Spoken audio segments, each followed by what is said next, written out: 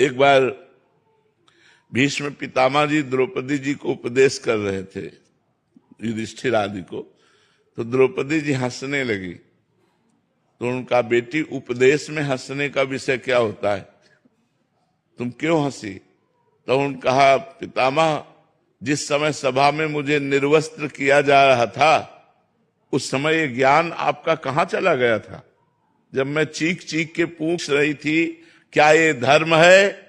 धर्मात्माओं की सभा में एक मुझ स्त्री को, एक वस्त्र धारण किए हुए रजस्वला स्त्री को निर्वस्त्र किया जा रहा है, क्या ये धर्म है? उस समय आपका जो इस समय ज्ञानोपदेश कर रहे हैं, उस समय कहां चला गया था?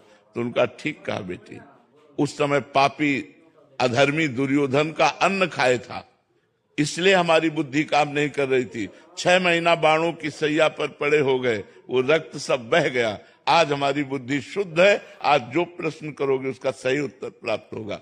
तो जब तक हमारी बुद्धि शुद्ध नहीं होगी, इतने बड़े महात्मा का भी अन्न ने प्रभाव बदल दिया बुद्धि का, तो हम लोग तो बहुत छोटे जीव हैं। अगर हमारी ऐसी खान पान की सामग्री अपवित्र रही तो हम भगवदानंद पर विचार ही नहीं कर सकते। हम तो धन्यवाद देते हैं आप लोगों को कि इस कलिकाल में, इस माया के प्रवाह में आप सत्संग सुनने आए हैं, आप अपने जीवन को अध्यात्म से जोड़ना चाहते हैं। ये भगवान की बड़ी कृपा है। नहीं, ऐसा माया का प्रवाह, कलिकाल का प्रवाह चल रहा है कि बस खाओ पियो, रुपया कमाओ, भोग भोगो, इतना ही दिमाग में रह गया है।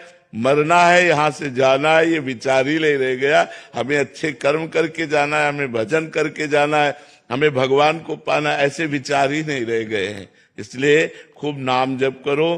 कुछ न बन पावे तो बस नाम जप करो, इसी से सब ठीक हो जाएगा। कलिकाल में और साधनों को करना बड़ी कठिनता है और नाम जप की बड़ी कृपा है, इसलिए खूब नाम जप करो।